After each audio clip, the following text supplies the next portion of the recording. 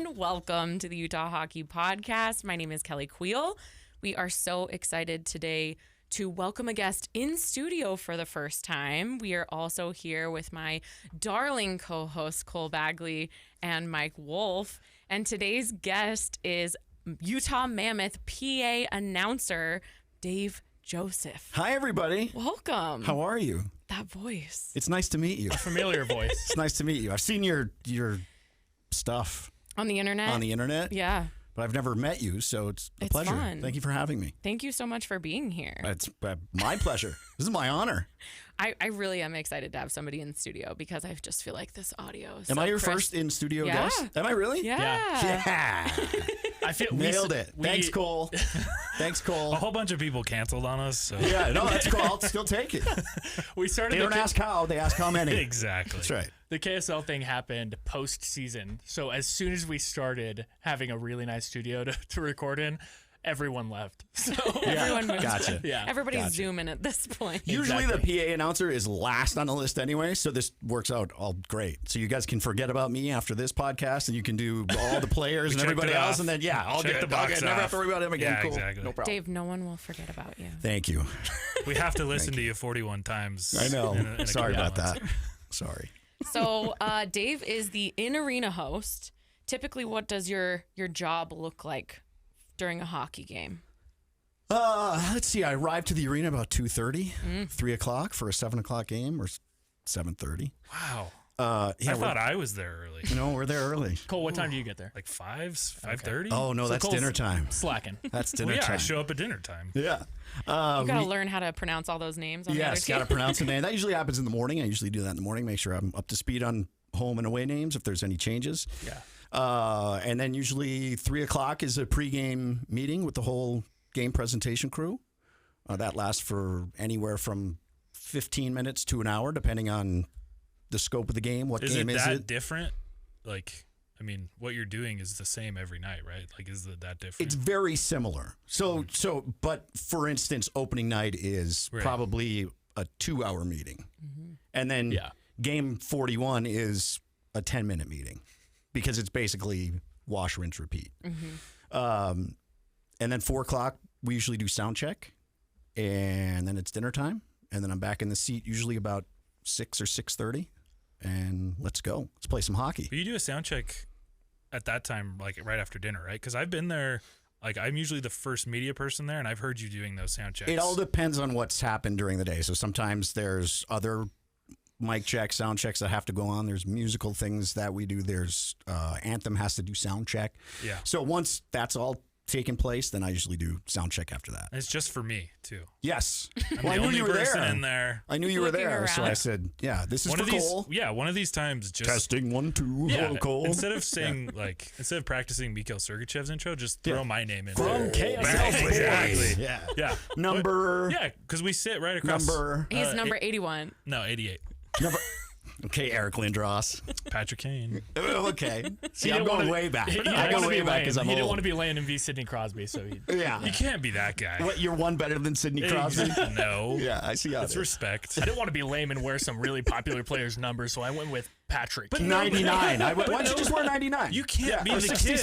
kid. You can't be the kid that's wearing fair. 87. You can't. It's the same thing with 99. Because I was feel like nowhere Correct. good enough. Correct. And funny story about that. I asked Clayton Keller, I think, what numbers he wore when he was a kid. And I told him, like, oh, I wore 88 because I was not good enough to wear 87. And I think, if I remember correctly, Clayton was like, well, I am. I'm like, fair. Touche. yeah, Fair. Yeah. That's a bold claim. I love that. Yeah. But it was hilarious. I was like, yeah, that's fair. So that's why I wear 88. Because I Okay. was just I'll not allow a good it. hockey player. So now you can announce his name when you're doing mic checks. You can, I will. You can mic First check game, I'm saying Cole. number 88. Yeah, Cole there you go. Bagley. Yes. Save I'm looking that. forward to Save it. that. I'm We'll play looking that at forward to it. drop-in. What position? Did you play left out? Mostly, or mostly right defenseman. bench? Just kidding. Mostly defenseman. I wore a C on my sweater when I sat in the box Yeah. a lot.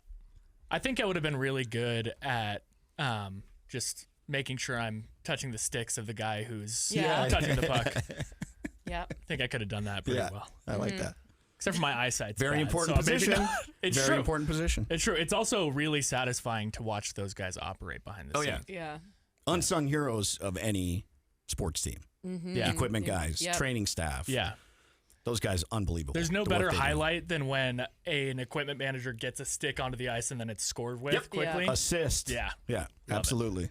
Yeah. So Didn't an equipment manager like take a puck in the face this last season? I want to say it was Buffalo. Yeah. Yeah. And he was just fine. Yeah. That like his face looked like Clayton Keller's. That whole organization is metaphorically taking pucks to the face. That's true. For the last long while. All right, so take us back to your early UP Michigan days. You were a sports guy. Yeah. And you were a hockey guy. I thought so. Yeah. I'm not sure that panned out the way I wanted to. I'd be playing in the NHL right now. At what point did you know you wanted to do that? Was it like when you matured and your voice dropped all the way? You're like, it still hasn't dropped all the way. I would sound really good on a microphone. No, I started off playing a bunch of sports. So I played football, I played baseball, I played hockey, I played tennis. I played baseball up until 18. I played college hockey, Division II at Hofstra University on Long Island. At that point, I realized I'm not going to play in the National Hockey League. Like probably Isn't that a terrible moment? My freshman year in college. Because I went through that too. Excuse me. My moment was so much earlier than yours. You have all these dreams in your head, like, oh, I can play pro baseball. And then, I've got an 82-mile-an-hour fastball as a right-hander. And I'm like, okay, there's no shot there. Yeah. And then I went to a pro tryout camp in Toronto. And one guy just absolutely flattened me. And I said, I've never been hit like that, like in college hockey, ever. Never been hit like that. And it was just like this, bing. I was like, well, this isn't happening. I'm too small. I'm not strong enough. I'm not, right? I don't have the skills. I'm not fast enough. Yeah. So then at that point it was, okay, I started in radio when I was 16 years old. And I had played sports. So I thought, why not kind of mesh the two together if I can. Yeah. So I worked on a radio career from the time I was 16, and I'm still doing it now 35 years later. I guess I was probably 23, 24 when I got into the sports end of things. I started doing sports updates on the radio in Los Angeles. So I was working for ESPN Radio in Los Angeles doing sports updates every 20 minutes. Yeah. Our station happened to be the Kings' flagship station. And our boss at the time came to me and said, I know you're a hockey fan. Do you want to go to the game? And I said, yeah, I'll go to the game. Sure. I don't twist my arm. So I went, introduced myself to some of the Kings staff members, the radio crew. They said, hey, do you want to go down to the locker room and get some interviews for us sometime? Yeah, sure. So I did that. And that's just kind of how it morphed. I got in with the organization, started meeting this person, that person. Turns out I had done some PA work in high school. So I'd done basketball and football in high school when I couldn't play because I wasn't good enough. I turned that into meeting the PA announcer for the Los Angeles Kings, who was also the PA announcer for the, at the time, Anaheim Angels, now Los Angeles Angels. That was 2002. So Anaheim Angels. And he had conflicts in the fall when the Kings and Angels would play, right? And the Angels were in the postseason at the time. Yeah. Not anymore, but they were at the time. Fair. And he said, hey, do you want to fill in for me? You've done some PA stuff. Do you want to fill in for me at some point with the Kings? And I said, yeah. They had just opened Staples Center in 99, 2000. And I said, get me in there. I'll do that. So I started off, actually, he was also the PA announcer for the Long Beach Ice Dogs, who were with the International Hockey League and the West Coast Hockey League. Yeah. So he did everything. He was the best. David Courtney, the best legend, who passed away. So I filled in for him at the Long Beach Ice Dogs doing PA at Long Beach Arena. And then he said, do you want to fill in doing the Kings? I said, sure. So I did a couple of Kings games, got in with them. He would be sick sometimes. He would, right? Sometimes you're under the weather, you can't go. So they would call me and say, hey, do you want to fill in? Yep. So the Kings win the Stanley Cup in 2012. David Courtney called it. Ladies and gentlemen, the Stanley Cup. The fall comes around. There's no hockey because of the lockout. Right. He passes away that fall. He has a heart attack and passes away. There's no hockey being played. I call the Kings and say, I know there's no hockey going on, but once you guys get back into things, if you need somebody, I'm here. I was his backup. Whatever you guys need, no problem. So were you doing work during that Stanley Cup season? Yes. Okay. I was covering the Kings for ESPN Radio. Okay. Yeah. I was at game 1, I think. Okay. Whichever the first home game of the Stanley Cup final. New Jersey? Yeah, against New Jersey. I was in the building for that. Cool. That's awesome. Was that game 3? I can't remember who hosted the first. Anyways. I think New Jersey. No, the Kings hosted the first 2, and then went to Jersey and then came back for game 5, I think it was. Was it game 5 or game 6? God, that was 13 years ago. Yeah. A long time ago. I was there. I skipped out on school. Excellent. Went to it, and it was awesome. As you should have. Yeah, it was great. So then the lockout ends in January of 2013, and the Kings call and say, do you want to be the PA announcer for this season? We'll see how it goes. I said, of course. Let's try it. So my very first game with the Los Angeles Kings was 2013 against the Chicago Blackhawks, Stanley Cup in the building. Raise the banner. That's amazing. My very first game. Against the team you grew up. Against the team I grew up liking. So what was how did the announcement go? Like, take us through that. I didn't have to say that much because I threw it to Bob Miller, legendary play-by-play broadcaster, and they had a big ceremony. Yeah. So it was kind of like, ladies and gentlemen, please welcome Bob Miller. And Bob did the rest because Bob had been there for 45 years and that's what he did. And it was a huge moment. And like Dustin Brown, the captain, is standing next to me in the penalty box holding the Stanley Cup. And I'm like shaking, going, oh my that's God, amazing. please, this is crazy. Yeah. That's So it's kind of a neat story. So then 2014, the Kings win again. And against the Rangers, double overtime, Alec Martinez with the game winner. And so I got to call that goal and then say, ladies and gentlemen, the Stanley Cup on June 13th, 2014. Get chills with that. Like that's yeah. So people say, "What's your highlight?" Like, what's your first game? Yeah, the first Stanley Cup first game. Right? Did you get a ring? Yeah. Oh, yeah. you're gonna have to show me that at some point. I will. That's so awesome. And then I got another ring. I was the backup PA announcer for LAFC soccer. Oh, cool. Awesome. So they won in 20. I don't know. It was a few years ago now. Yeah. And I called 6 or 7 games that season. And so they sent me a ring too. So I have two rings. Yeah. That is so cool. For someone who knew they were never going to make it professionally, to have championship rings. I always say it's the next best thing. Like, I don't pay to get into the game, right? Someone is paying me, thankfully, knock on wood. I get to see the top athletes in a sport that I love. Yep. Yeah. What's not to like about it? You know what I mean? I've got to show up and do my job, obviously, but like I love every single bit about it. But you know, the play-by-play, the color announcers are sitting there and have to be kind of game mode. There's probably a few times where you can just be watching the game, right? During Not the game. really. No, you're in Not it. really. In it. The only time I can say it, this is going to sound really weird. The only time I can say that I was watching the game was that game in the Stanley Cup final when Alec Martinez scored in double overtime. Because a lot of people don't know this, but there's a lot fewer advertisement sponsors, things like that during the playoffs. Because sponsors, sponsors will buy regular season packages and they don't necessarily carry over into the playoffs. Right.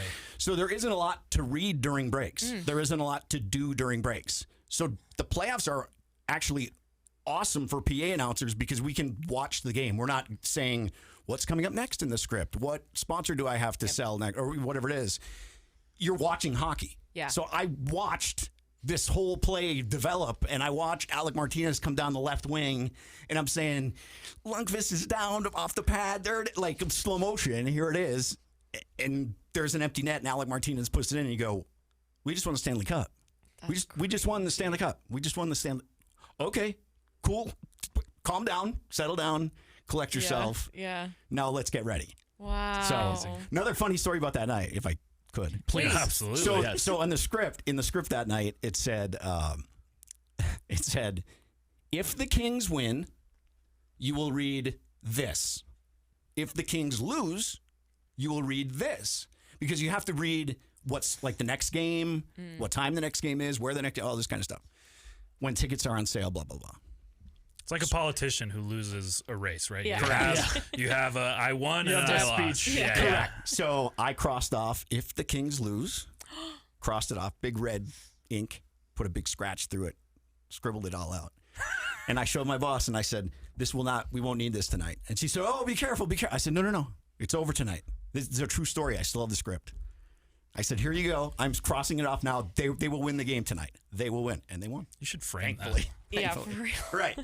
It's amazing. Yeah. Wow. A funny story. So if you could do that every night for the Mammoth, That's what I'm waiting for. I can't wait. Just start crossing off. Let's go. every Let's do game, it. whether we're in the playoffs or not. Yeah, Sure. All 41 home games. There is no losing script. It's only winning. That's right. That's correct. That is wild. Yeah. So that's how I got into sports broadcasting. Long story short. And now you have been working as the PA or in arena host for PA the announcer. Salt PA Lake announcer. Bees. Oh, yeah. For Salt Lake Bees, yeah. Yeah. Yep. How does hosting a baseball game compare to hosting a hockey game? It's a lot different. That camera, I don't love that camera. I'll be honest with you. No. It's different because you're up and moving. Mm-hmm. You're up and around. You're talking to people. You're gauging the crowd. You're getting people interested in contests and promotions and things like that. Whereas a PA announcer, you've got a script that you have to stick to, and you have, certain things you have to say and get ready for goal calls and things like that. As an in-studio or in-stadium host, there's a lot of kind of fly-by-night stuff where things happen at the last minute, and they say, go here, we need you to go do this, go do that. So you're always running around, where the PA announcer, you're just kind of, you're there, you're in your spot, and that's it. You have some secretarial things coming towards your hitting your desk to be announcing. Yeah, and a lot of people talking in your ear about what's coming up and what we're going to do next and things like that. Yeah. So tell us about the transition then. How did you end up in Utah? How did you end up, doing it for the Mammoth? Obviously, you have Stanley Cup experience. Yes. That's on the resume. That's on the resume. It actually says I made the LA Kings win by crossing out. Yeah, right. They're like, yes, let's get wish this I guy. had that power. I applied for the job, and I was fortunate enough to get it. I mean, there's no like backstory. I wish I had some like crazy story. Just boring. You got the job. Where were you at the time? I literally saw a job posting online, and I sent in a resume. Where were you? I was in Nashville, at home in Nashville. Okay. I didn't tell my wife. I said, I'm just going to apply for this job, and we'll see what happens. Who knows if they want to call? I've got NHL experience. Maybe they're looking for that. Maybe they already have somebody in mind. I have no idea. Didn't know anybody here. Didn't know anything about it. Sent my stuff. I got a call. Didn't hear back for a while. Then I got a call back, and things happened very fast after that because it was coming up on the season. Mm-hmm. They were probably like, wait, do we have a PA announcer? Well, right. Yeah, and that's, like I said, it's like the last thing you think of. I mean, right? I mean, you got a stack of resumes. And we got ice. We got boards. We don't have a guy to say the players' names. Well, right. Like, think of all the things that the team had to process, right? I mean, from square one, literally square one. It's in not 6 like, months. Right. So then it's September, August or September, and they go, whoa, we've got this job we've got to fill. Mm-hmm. And I said, if you are looking for someone who has NHL experience, who doesn't need hand-holding, like I know basically what to do, hire me. I'm your guy. Yeah. And they said, okay. That's so awesome. Yeah, I mean, it happened really quick. And then I flew out for the first preseason game, and basically have been here ever since. Went back home to Nashville a couple of times during the season, but was here for most of it. I didn't want to take the chance with travel and winter storms and all that kind of stuff. So got hotel rooms, got Airbnbs, you name it. I was here for the 2-week homestand that we had by myself. Had to cancel a cruise to Germany with my parents and my wife, which had been planned for like 2 years. And I said, I can't miss a game. Yeah. I don't want to miss a game. I want to be here. Yeah. So, my parents and wife and her family were off on a cruise in Germany for 10 days. They still went. That's kind of brutal. Yeah. And I was That's here doing commitment, though. I was here doing what I loved, and I knew that these positions don't come around every day. Mm-hmm. Germany's not going anywhere, I don't think. So I can go back to Germany anytime, right? Sure. And so, hey, I said, let's do the NHL thing and let's get this going. What was that like then? You grew up a Blackhawks guy. I did, yeah. To be in the arena where this brand new little baby team is playing your home team. Nah, I loved it. I loved every second of it. Oh, the Blackhawks are terrible. Well, that too. I haven't liked the obviously. Blackhawks in 30-something years. What was that like to be like practicing and then all of a sudden you're at the Delta Center? I keep saying the Delta Center. People get after us. At Delta Center. And just start to hear those crowd pops. How exciting was that? I don't want to say it was unexpected, but the level of it was unexpected. I mean, when the first goal was scored, it reminded me of the Kings winning Stanley Cup in 2014. Wow. Like, I thought the roof of Staples Center was going to blow off. I literally thought the roof at Delta Center was going to. I mean, I have chills right now thinking about it, because it was the most electric, the most organic. Like everyone was just waiting for it. Yeah. They were waiting for it. The whole crowd was pretty silent. I remember I was there and everyone was like, waiting for something. Well, they got it What's pretty gonna quick, happen? which was They did good too. Right. too. I was just going to say that. But, yeah. But you know, the few minutes leading up to it, every person in the building is sitting on the edge of their seat going, oh. Yeah, when? You know, and there was a couple When? other opportunities, and then that puck hits Guenther's stick, and you're like, that's it. It's in. And it just, boom. Yeah. The roof blows off. And I had it written. I still have the score sheet because I keep everything. But I had it written on the score sheet, and I thought, how do we announce this? Yeah. This is the first goal in Utah Hockey Club at the time history.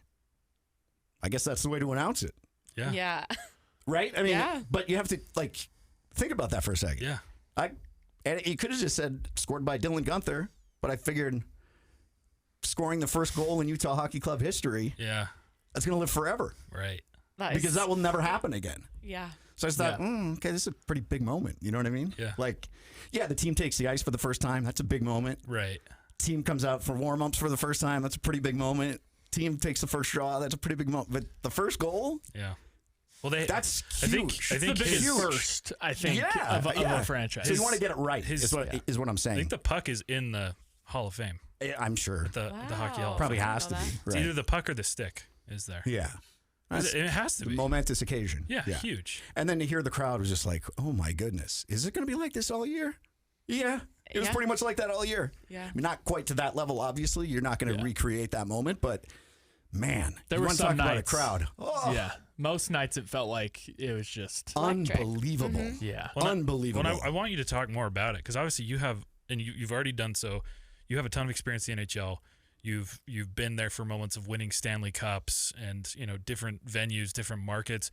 How does Utah kind of measure up to the rest of the league? And obviously, you work for the Mammoth, but I know you're going to be honest. Tell me how. It's not very good, Cole.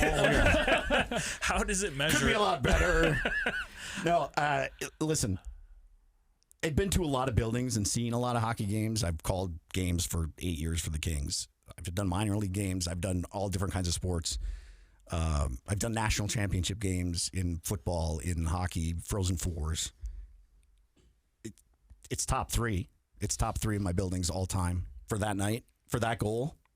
I mean, and to see it every single night. Yeah. There wasn't a night where I went into Delta Center and I was like, crowd's not feeling it tonight. Yeah. They were in it every night. Every game. Yeah. Win or lose, down, up, didn't matter. And I'm not saying that because I get paid by the man. I'm saying that because I saw it. I witnessed. I was there every single night to see. And I'm like, I'm waiting for this crowd to dip. Yeah. It didn't happen. No. Yeah. It didn't happen. I was waiting for the ticket sales to go down. Yeah, right. Those didn't ever go down either. I mean, it was packed every night. Yes. Every night was packed. More and more merch was had, right? Every night. Every single game, people had different And merch. then they more released the merch. jerseys, Yeah. and like you saw everybody wearing jerseys. It was Everybody. like everybody's like buying into this, which is unbelievable. I mean, I say unbelievable because it's hard to believe that there's so much passion and the buy-in is from everybody. Yeah. Everybody. Yeah. I mean, I'm wearing a Utah Mammoth sweatshirt. I walk in Jimmy John's the other day, and the girl goes, "Oh, you a Mammoth fan?"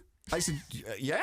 Do you know who you're talking to? Well, never say that. But I'm like, "Yeah, are you?" And she's like, "Yeah, I got to get one of those sweatshirts." And I'm like, "You should absolutely get." Yeah. But they're all around. They're around town. Everywhere I go, people I get on a plane. People go, "Oh, Mammoth, what's you?" I'm like, "Yeah, Mammoth." I feel like you're modeling that sweatshirt pretty well, too. Yeah. I I'm want trying. it now. Yeah. I'm trying. I mean, and under this, it's tusks up, baby. That's what I'm talking about. He I'll came mess prepared. around. I'll mess around. Well, it's I got the shoes. I got everything, man. yeah. Yeah. I bought in too. I love it. Yeah. And I've said this. I don't know if I've said it on the podcast, but people ask, how was this season? And I describe it as it was expected and unexpected at the same time because we love our sports here. Whether it's the Jazz, whether it's BYU, whether it's Utah, the Aggies, RSL, like people just they bleed those Utah colors.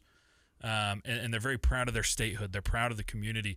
And so it was unexpected because you knew that people were going to buy into it, but the level and how quickly they bought into it is what kind of blew me away. Because I grew up in the hockey community here, and I'm not trying to downplay that community at all, but it was relatively small. It grew for sure. I mean, you had big jumps as obviously, when the Olympics were here, that's when I got into hockey.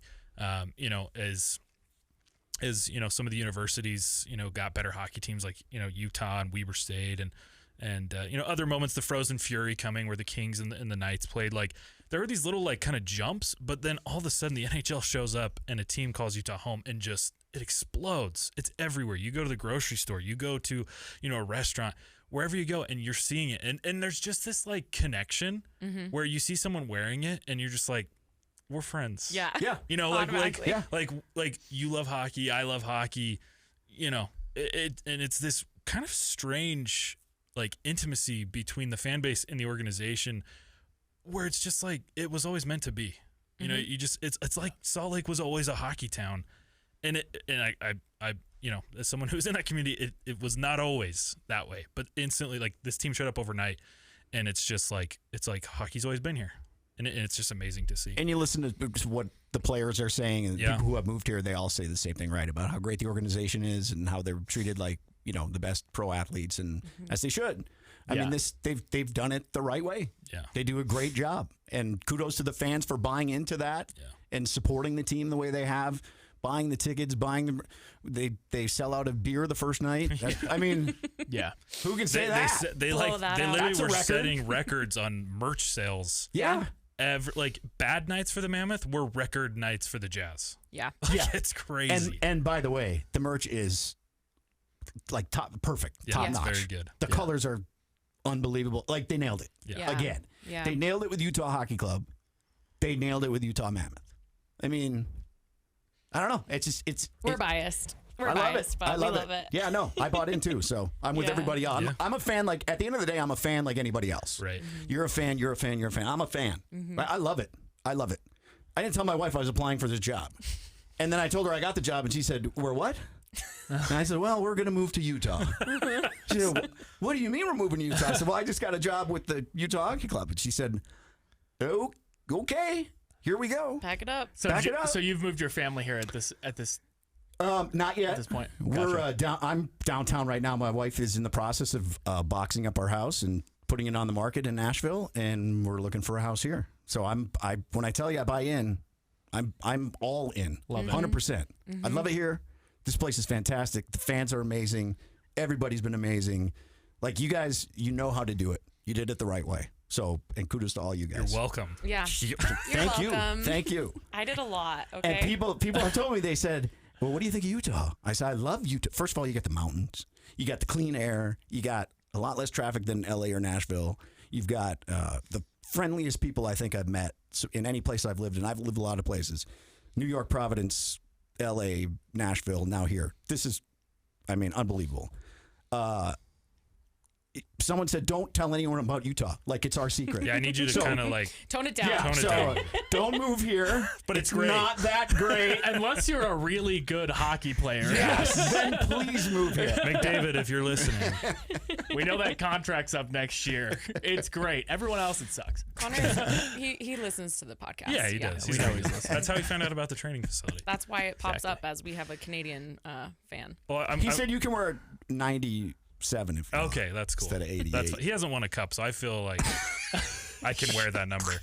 I'm going to put you on the spot here a little bit, and I like to do that because I feel like it gives really authentic answers. Sure. Can you give us, like, I'm sure that Guenther goal was the top call of the season. Yes. Could you give us, like, 2 or 3 others that you just were like, man, like, these were the best calls from the season? That was the best one. I don't remember, like, I don't specifically remember a call where I was like, okay, this one.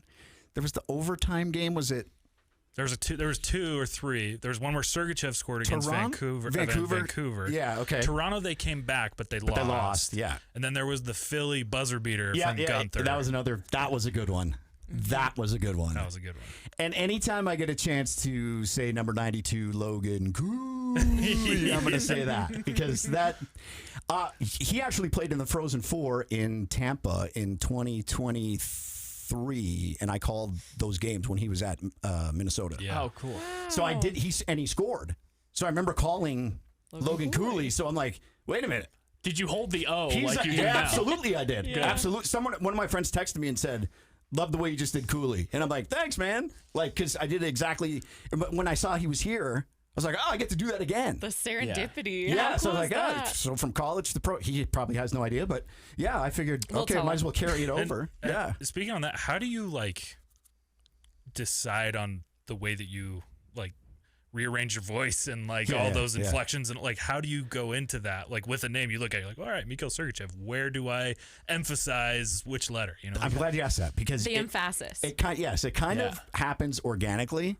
So I like to kind of announce it, like I'll say regularly, plainly the first time or two, and then kind of feel how it sounds coming out of my mouth.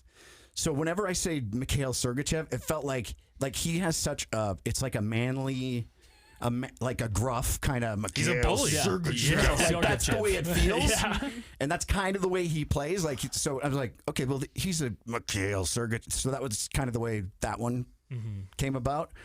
We had a guy in L.A., Kyle Clifford, who was the same way, tough as nails guy. Yeah. So every time I say his name, I say, Kyle Clifford. And fans are like, that's the way he is. And I'm like, yeah that's what I'm trying to That's what I'm capture. doing here. Right? Yeah. Like, capture like who he is. But then like there's a difference, right, in the players. And so Yes. you're like Clayton Keller. Yeah. Like, Well, he's the captain. yeah. He's the captain, number 9, the captain, Clayton Keller. Like, he's got there's a difference about him because that's what sets him apart, right? Right. And he's such a good player. And then there's the Cooley. So you're like, well, he's kind of like, I don't want to say he's showboaty, but like his game is more flashy. Yeah, And he 100%. scores goals. So you want to like build that up. So Logan Cooley. So like, and people love get it. into it because No, I love that's it. what he does. Yeah. I just try to capture like who the player is and how they play the game and try like think of Karel Vejmelka. Yeah. Like he's like the same way as Sergachev where he's Yeah. just battling it out every night. So every night I feel like he's Karel Vejmelka. You know, like you feel like you're right there like battling with him. Yeah. And that's what I'm trying to convey. It's crazy. And like It feels so weird that you're in my studio right now. like, I've heard these names. Yeah, yeah, It's and so like fun. huge props to you. You did an insane job, like insanely good job. Thank you. You were so good at capturing the emotion. Yeah. And I don't think fans really recognize like you're delivering the emotion to us. Like that's what's happening when we're in that building. If Like, you're not bringing it, they're not bringing exactly Correct, yeah. And so like it's so crazy to think about it in that way of like the way that the fans consume those goals and those assists and those penalties and wins, what have you. Like it comes through your emotion and your voice, like to be connected. Like that's just so, I don't think people really understand that or recognize it, but you do such a fantastic job. Thank you. I just think like that is my job is to kind of, and that's why I like to talk to fans before the game to feel how they're feeling going into the game. Are you feeling not great about the game that night? Did we just come off a loss the night before? What's the vibe? So I try to talk to people and kind of capture that. If there's a visiting team penalty, I want to play that up and get the crowd into, hey, we're on a power play here. We got 2 minutes with the man advantage. Let's go. Let's get behind this team.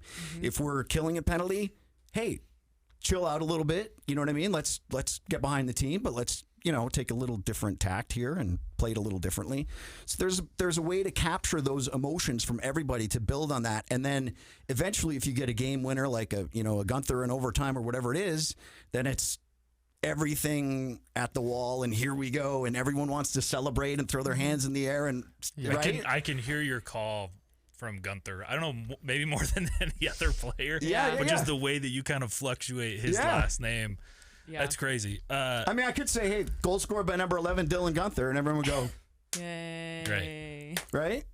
Or I could be, I want to say Utah Hockey Club because we haven't done Mammoth you're yet. gonna But have to. Hey, Utah Hockey you're gonna Club have to- goal is 20th of the season scored by number 11, Dylan Guenther, and get the people into it, to get Right. people, you know what I mean? So It makes me realize you're like a conductor of the crowd. you're exactly right. Like You're a exactly crowd right. conductor. Yeah. You are That's beautiful. exactly right. Yeah. Exactly right. And there are sometimes where it's like, hey, we're down by 3 goals. You can't push Right. it that much. Yeah. Hey, we just cut it to 2. Push it a little more. Hey, we're down by 1. Take Right. it to another level. Tie game. Tie game. Now we're cooking. Let's go. We're back in it. You know what I mean? And that's what I'm thinking the whole time as the game is going on as a PA announcer. We're down 5-1. You're not going to get that huge goal celebration announced from me. It's just not. It's not right. It doesn't Yeah. feel Right. right. If it's 5-2, it gets a little better. It's 5-3, 5-4. Okay, now we're talking. You know what I mean? 5-5, we win 6-5 in overtime. I'm gonna lose my voice that night. This is what happens. I mean, it's what it is. When the Kings won the Stanley Cup in 2014, someone said, "Do you want to hold the cup?" And I said, "I do, but I won't, because I didn't win the cup." Right?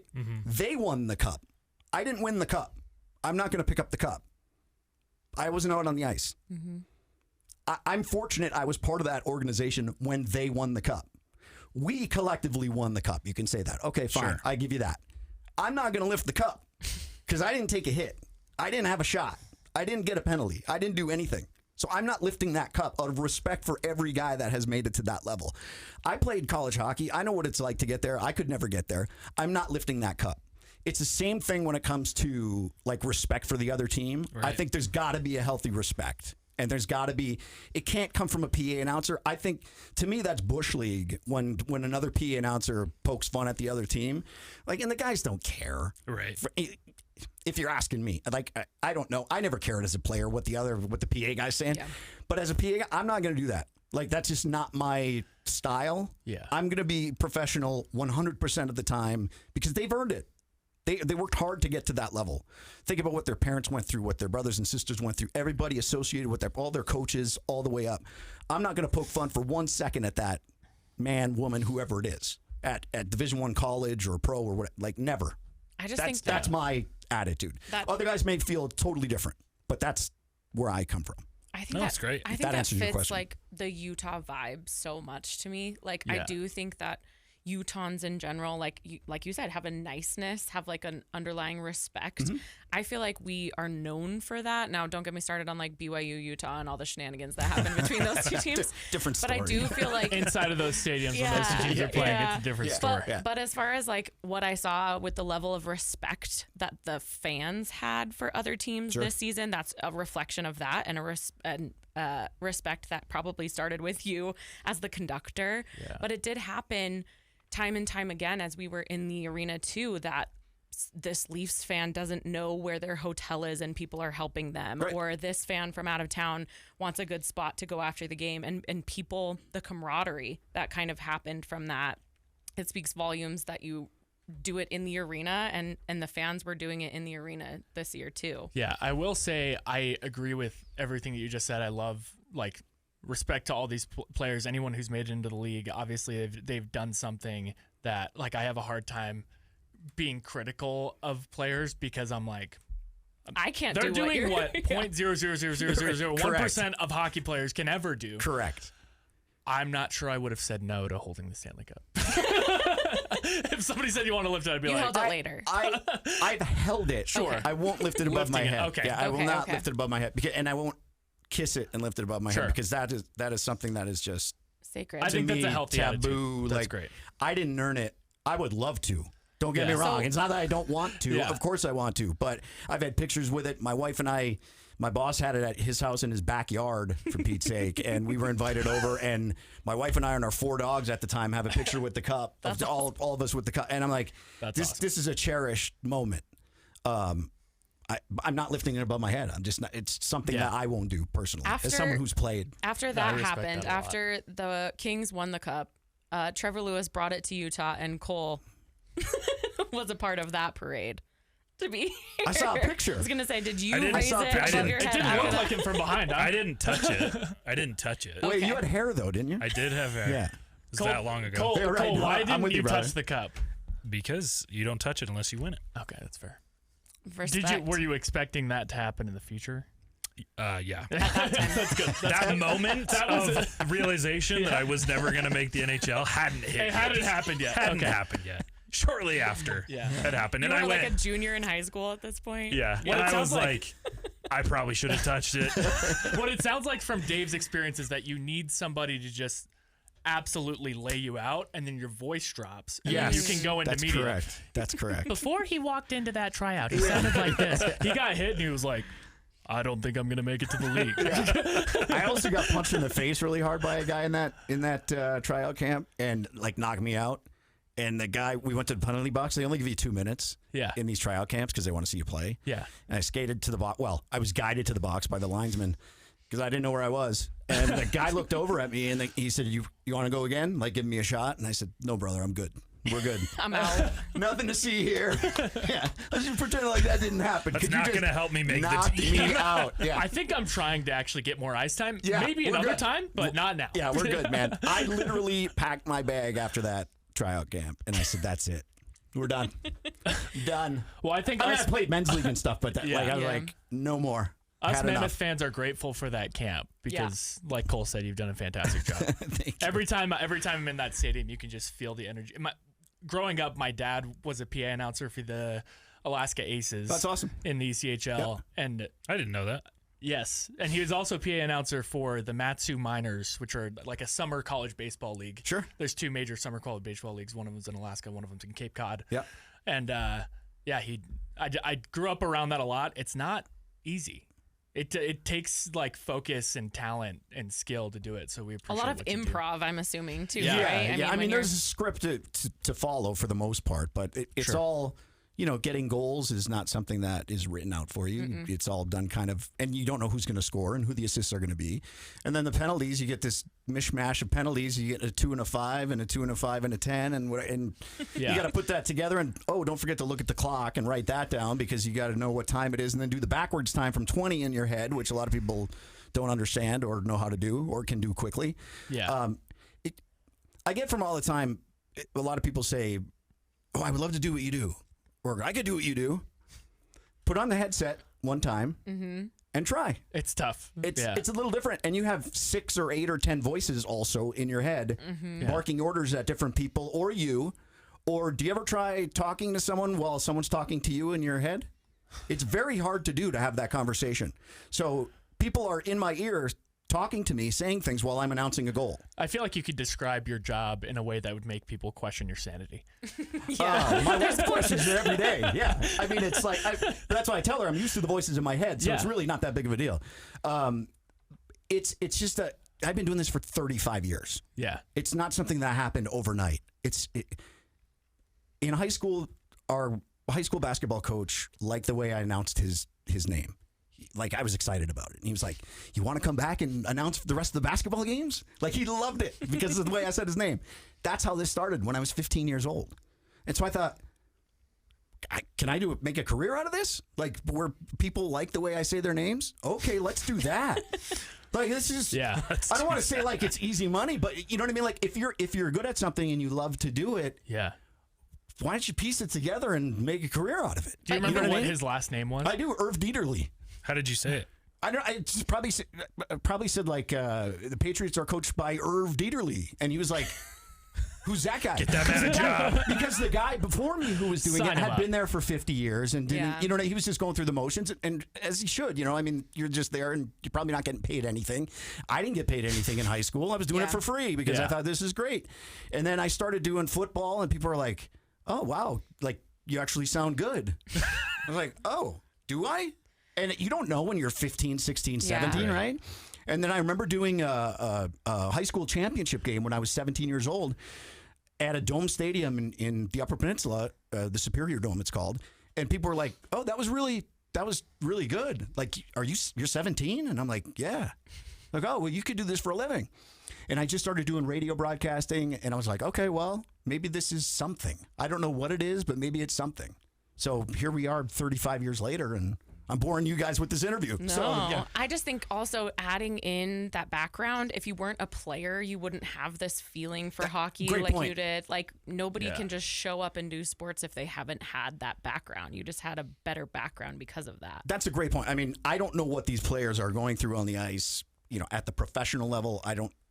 I'm not that. But you know what it's like to take a punch in the face. I do know what it's like to take a punch in the face. I've taken many, as you can tell. But I know I know the journey to get there. I know what it takes. I know the passion that's involved in it. I know that when Tuna goes out and fights somebody, it spurs the bench and they all get behind him. And I get that because I've lived that. I've won that fight. I've also lost that fight many times. I know what it does. Yep. So I get the energy behind it. I get building how the crowd is feeling about it. I understand all that. I love this. I love hockey. I love announcing. I love sports. I love everything about it. So it's not hard to be passionate or bring that energy because I feel it legitimate. I'm not there like faking it. Yeah. And going through the motions, being like, oh, Dylan Guenther. I love it. Yeah. Like you love it. You love going to the games. You love being there. You love being. So do I. Yeah. I'm that guy. I'm one of you. I'm one of the fans. I'm the guy wearing the jersey. I'm the guy wearing the backwards hat. I'm the guy. You know what? That's me. That's just who I am. That's so cool. And we've had conversations off the air, right? We've talked about like, Utah's fantastic. This town is Salt Lake City's unbelievable. This whole area has been. The way you guys bought in, the whole thing is just so amazing. Like there's this energy that I haven't felt before about a team or a city, or like you can really feel it. You can put your finger on it and feel it, and it's great. Palpable. It really is. Night. That's a good word. Night. I don't know that word, but I'm gonna look it up later, and I'm assuming it's good. Yeah, palpable. You can taste it. You can really feel it. Reach out and grab it. Yeah. Okay. Yeah. I'm with you. That it's palpable. Well, can you give us cold, palpable bagel? There you go. That'll be the announcement. Do people call you Bags? Is that your nickname? Yeah. Well, it was in high school. So it was in high school. Bags. Too. Yeah. So he just brought it back. Nickname. No, I love it. That's why I started calling him that on posts that we do together before we had a podcast together. And it's we just really don't whatever. like Are you Wolfie? It's kind of this. It's not like a persona. It's more of just like I'm starting a hockey page. I should use a hockey or sports nickname. To run it, and that's my last name. So what was yours? Wolfie. DJ. Got DJ. We had in college. We had 4 Daves. My freshman year, there were 4 Daves. So our goalie Joe Malone, whose nickname was Moses, after the basketball player. Yeah. He said, "Dude, come here for a second." And I said, "Yeah, what?" He goes, "There's 4 Daves." He goes, "You can't be Dave." He goes, "What's your last name?" I said, "Joseph." He goes, "Okay, you're DJ." It's like, okay. And then there was Dave Walsh, so he was Walshy, right? That's the easy one. And then I'm trying to think of the stereotypical the hockey stereotypical of like, hockey. what's your name? Well, there's 4 Kellys on my hockey team. Yeah. So I'm Queel. Kelly. Oh, Queel. Okay. Kelly. Yeah, that makes sense too. And the rest of it is like Karen, Cassie, Kenzie. we call her Queel Snipe Selly. Queel Snipe Selly. Yeah. I don't, because it's it's too long. Snipe Selly. Yeah. It's a longer nickname. Too long. It's more of a merch idea than it is a nickname. My husband and I played hockey together in high school, and he was known as Queel because there were 2 Ians.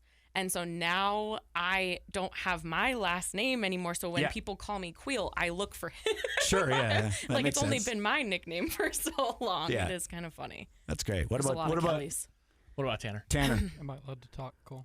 This one. Permission to speak. Why are Tanner and Cole dressed Am I the allowed to exact same? talk? Wow. My last name is Tripp, so it's really Tripper? Trippy. Trippy. Okay. Trippy. Trips. Good. Yeah. I like it. Pretty quick. Yeah. That's You fun. gotta have hockey nicknames. You do. You have to. Yeah. And they're really nothing crazy.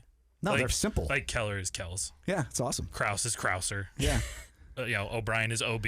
Like, Yeah. it's really like they're not thinking outside the box. They put them on the jumbotron. Yeah, I so love then I that. had friends who came for the first time and were like, "Who's calling them Kells or Krauser or whatever?" Trying to piece together all the nicknames. It's how do you communicate quickly and make sure That's you're correct. communicating with the correct person. Yeah. And That's even correct. on the ice, it's a strategic advantage. Yep. Yeah.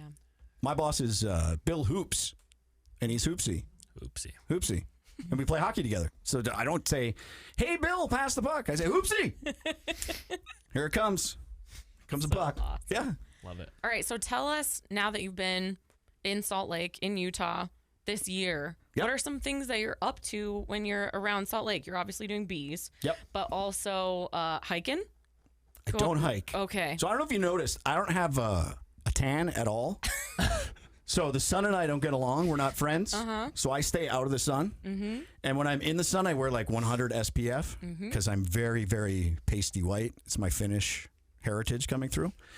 So I tend to do things indoors. I like movies. I just saw F1, which is a great movie, by the way. So great. Fantastic. Staring at Brad Pitt for that long is great Love too. it. I agree. Yep. I agree. What else do I like to do? I've walked around City Creek many times. Usually not with my wife, because if I'm with my wife, we'll end up at like Louis Gets Vuitton expensive. or something. Yeah, and that never ends well. What else have I done here? I've been to the Eccles Theater several times for different plays. which is fantastic. I love the arts. Me too. Big fan of the arts, plays and such. So yeah, trying to see what I can here. Been to So the you Oval. you stay in the shade when you're at the Bees games? I absolutely stay in the shade. Absolutely. I wear a hat, Has I've somebody noticed. following him with the umbrella? sunscreen, long sleeves, and pants. Yeah. Yeah, because I just can't. Yeah. I've lost many battles with the sun. Yeah. Yeah, it doesn't end Same- well. I look like a same here. lobster. Yeah. People in the UP don't see the sun. We don't. Too Well, it's often not there anyways. like 10 months out of the year, so what do you do? Yeah. You know? Do you do any other snowtivities? I used to During ski. the winter? I used Okay. to ski. I haven't yet. Maybe this year. Yeah. I'm always afraid I'm going to end up like Sonny Bono, though. Like, I Yeah. don't want to ski into the tree or whatever. Like, you just never know when that's going to happen. So I trust myself and not other people. That's where I've been. bingo. At. It's Yeah. like driving. Yeah. Yeah. Like, you can drive, but you never know when someone else is going to hit you. Yeah. And I think it's the same with skiing. It's like, I know I'm okay, but, Can't you know, trust the others. Louis is going to come out of nowhere and blindside me, and then I'm out for 6 weeks. Yeah, You know, you've I'm seen on the people DL. in Utah drive, and you're like, I don't want to see them ski. Yep. Right. Here's the other thing. If I'm hurt, Yeah, you can't call a game. I'm not working. Right. Yeah, You know what I mean? So I true. try to Yeah. not Fair. do that or get hurt in any way. I think every member of my family has been injured skiing. I broke my arm. Okay, my so now I'm sister definitely almost not ruptured skiing. her Yep. spleen. My mom tore an ACL. My brother had a concussion, and my dad, I don't I remember. broke my wrist. But it's like, snowboarding. you know, in The Office when Will Ferrell replaces Michael Scott, and he's like, and they're meeting for the first time. He's telling him he's moving to Colorado, and he asks him if he's a skier. He's like, no, I don't ski. He's like, good call. Everyone I know who skis is dead. Yeah, right. I had a friend come into town, and he was like, hey, we got passes, and we're going to, I don't know, Brighton or wherever the heck he was. We'll ski all day, and then you can go call the game that night. And I was like, I don't know what world you're living in, but first of all, I got to be at the rink at 2:30, so that's not going to happen. So when we get up early and ski, I'm like, not this guy. Yeah. I'm not getting up to ski and then go to the rink and call a game. No, You'd that's be not laying gonna down happen. for a couple hours I need a after. nap here. Yeah, no. So I would love to answer your question. I would love to do that. I just don't know. I would go and chill and relax on the mountain, Yeah. but I don't think I'd actually Go to the ski. lodge. I'll Go to the say lodge, I'll say sit by the Mike's, fire. There you Mike's least favorite thing is après ski. Is what? After skiing is called après ski. It's actually just the way people say it. I think can't. it's just après. He hates it so much. I don't because even know what that is. It just means like you It means have after ski. dinner. It means after ski, Yeah. but it is like a European Like an after dinner term. drink? Yep. Like Oh, okay. go have a drink and some food, and that's like après. Gotcha. Okay. See, I I'm just into can't that's stand what it. I'm I into. hate the I'd word. be into that though. Yeah, right. I don't That's really what I like mean. skiing. No, I like it. I But like I will doing go. that. He just Let's doesn't go- like I the just word can't. après. Après. It's He just just calls every it time you after see a video of people like coming here from or coming to like a small place from California, they're like, let's go get some opera. Shut up. I have never get a drink or I have eat never after. seen. Do you look that up to get mad? Like what? No, I I just send him Like, videos. like I before, send him the like before technology dropping, you're like trying to raise those emotions. I'm just trying to get Well, I came sent from him this Nashville, absolutely so I thought you were so saying we angry. were going to the Opry. Après. Yeah, I thought, Grand we, Ole I thought we were going to the Grand Ole Opry. way but- more down for that than Yeah. having drinks with a And bunch I've been. of That's fun. The annoying Opry's fun. influencers. Yeah, that sounds great. There's that champagne tent that he loves.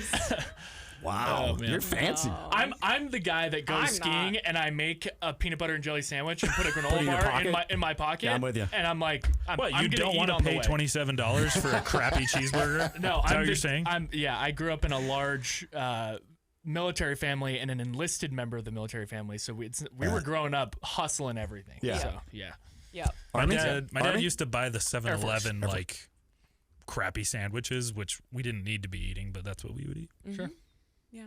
We were at the outside lunch tables Yeah. eating our PB&J. Freezing. You weren't allowed to be on the inside because you had to purchase something. So we were eating in the snow. But it was, made me tougher. Yeah. What Well- else we got, friends? Dave, this has been awesome. Yeah. Thank you. Like this has been so fun to bring you in and to hear the behind the scenes of the conductor. Like that. Yeah. Thank you. Yeah. That This is great. I'm I going to love make you a being shirt here. that says that. The conductor? Conductor of the arena. Before I like go, that. Can you do a starting lineup for the podcast? Ooh. Starting lineup. Or just give us a teaser of what it might sound like Oh. now that it's not the Utah Club. What if is you're it? able to. Say that again. Give us a little teaser at what it's going to sound like with these new intros, because now it's not the Utah Hockey Club. No, now it's the Utah It's now Mammoth. the Utah Mammoth. So can you give us a little teaser intro? And could you do it with JJ Peterka? Because he's our new guy. Do we have a number 77? We don't, right? We don't. He should He should fill be that wearing number. 70. Yeah. Kesselring was 7. Yeah. So there's no 77. That's interesting. I can't give you the Peterka because I don't want to spoil it. That's fine. I don't That's want to okay. do the That's spoiler. fine. That's okay. That's okay. It's kind of the same with the Mammoth, and I'm not trying to be like, Sure. you know what I No. mean? Like, I want to save it for opening night. Sure. I love it. If you want Like, to I would love to say, You're such a You're purist. Utah. It's so cool. but I don't want to, you know what I love mean? it. Like, No, I don't, that's fine. And the people are going to go, oh, this is the way it's going to sound, and so I just No, don't want it's okay. That was the clip we were looking for, Dave. Yeah, I know, but I can't. I just We're don't not going want to post this No, I love episode it. now. Don't want to sell you on that. No, listen. Starting at host, Oh, yeah. Here we go. where are you from? Here, Sandy, Utah. Oh, from Sandy, Utah. 6'1", Yeah, that's right. 210. Well, you're underselling. Well, I was trying to be nice. 6'1", 210 on defense. There you go. Number 88, Cole Bagley. There you go. Yeah. That was a good one. Right? Is that Very right? good. Yeah. Pretty good. Yeah, Got see? me fired up. So, what position did you play? Let's say like fourth line winger. Fourth line winger. Scratch. Yeah, No, scratch. just And your read the number, and scratches. your number was Let's go. You didn't have a number? Let's go number 13. 13. Yep. And you're from? Chugiak, Alaska. Oh, good lord. Wait. Where was he born? Chugach? He's Chugiak, not from Alaska. Alaska. Chugiak, Alaska. No. Chugach, Alaska. He's from Chugiak. Wyoming. Chugiak? He's from Chugiak. Chugiak. With a Chugiak, G? Alaska. Chugiak's Yeah. funny, though. G-I-A-K? Yeah. Chugiak, Alaska. Yep. What are you, about 6 foot? Yeah. I mean, you know. 5'11"? Yeah, 250? I'm, Is that safe? I'm about 6'1", 200. I was going to say About 195. right, yeah. Okay. Yeah. Yeah. Right wing. You right shot? Sure. Yeah. Starting at Sounds right good. wing. Number 13, Wolfie. Love it. Oh, you got the nickname. It's good. Michael Wolf. Michael Wolf. Wolfie Wolf. The Ooh, Wolf. Yeah, the Wolf. He's not Yeah. a gritty player, but Oh. Michael the Wolf. Grrr. That's the thing is, That's the boy who cried if wolf. I played, that's all I would be able to. Like I could not be skilled, but I could probably go and just be a little rat. That's what I did most of the time. You're the in Brad any sport Marchand. that I played. You're Brad Marchand of your team. Less skilled Brad Marchand. Yeah, I mean, that works. You got to have him. From Warwick, Rhode Island. Warwick, Rhode Island. I lived in Providence for a year. I've never been there. What? Swear to God, I've So you were, never like, been born in there. Warwick I've been and then to you moved? Providence Place Mall. Stop Yeah. trying to relate, that's Dave. Providence. Yeah, that's it. And then The only my mall family's I've been in that was carpeted. The entire mall is carpeted. wow. It's really nice. It's so humid too. Is that gross? Yeah. so gross. It the smells. mold, What do like you mean? What do you mean you've never The been to- mold you just went to coming out of the you went to carpet every mall. step I you went take. to the mall. Yeah. That was my only time.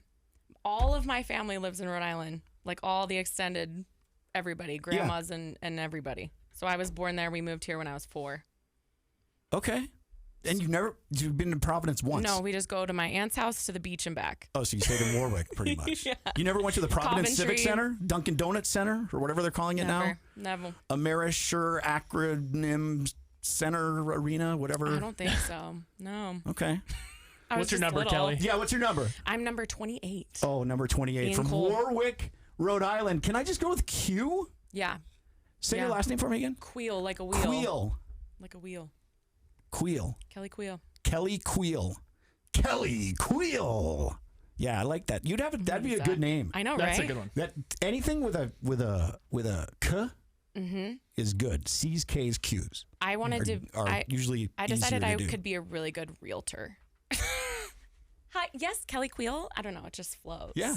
The cuckoos. And your picture would look good on the sign in front of the you. house. Yeah. See? Kelly Queel. Second career. Look great on a bus stop bench. That's right. I That's would do right. that. Yeah. Yeah. Can you buy me that space? That sounds Yeah, nice. we could figure something else. Anytime you guys want to talk to me, which Aw. will probably be never again. Always. But I am always available. Always. You guys are a blast. We I just love it. decided This is fantastic. that you'll stand in as Cole. Yeah, I was gonna say Cole excluded. You guys are Yeah, great. Cole, thank you so not so much, Yeah. but you guys have been I fantastic. was asking the tough questions. Yeah, That's my job. we got to talk about that after the podcast too. No, this is great. This is fantastic. You guys are awesome, and keep up the good work. let's go Utah Mammoth. I almost said Utah Hockey Club. I know. It's Can't gonna make take a that while. mistake anymore. So yeah, Don't do that on the mic this year. Well, I know. What are we 2.5 months away about Yeah, I mean, from preseason? Training 2 months. Rookie camp starts in about 4 weeks. Yeah, I mean, here we go. Here we go. Let's go. Buckle up. I'm excited. I'm so stoked. It feels like It's gonna be fun. Are you like a couple weeks. Are is you maybe doing the slowest. Boise? Are they sending you to Boise to do the? I don't know. Okay, I don't know. home game, but You heard it here first. We don't know. Do not know. I have Breaking news. Not Zero sure. information. tweet on that Yeah. Breaking news. We have no news. questionable. Cole, it would be hilarious if you tweeted that out. This just in. Not sure if Dave is going to be calling. He could have a lower body injury. Yeah, he went skiing. He went skiing, and now he's out for the year. Sunburn. Bad case of the That's sunburn. right. That's right. Don't have to ever worry about that. Thank you so much. Of course, it's my pleasure. This was you guys. awesome. Thank you. You're in the Hall of Fame for the Utah Hockey Podcast, being the first in studio guest. Wow. So you get to put that right next to all of your very important championship rings and. I'll put it right strips. between them. Perfect. Yeah, that's because where it it belongs. is equally as important. This is true. It's very important. I love that. Thank you for tuning in to the Utah Hockey Podcast. You can find us all over the internet and on KSL Sports app, website, and on YouTube under KSL Sports Podcast tab. Thank you for being here. Love ya. Bye. See ya.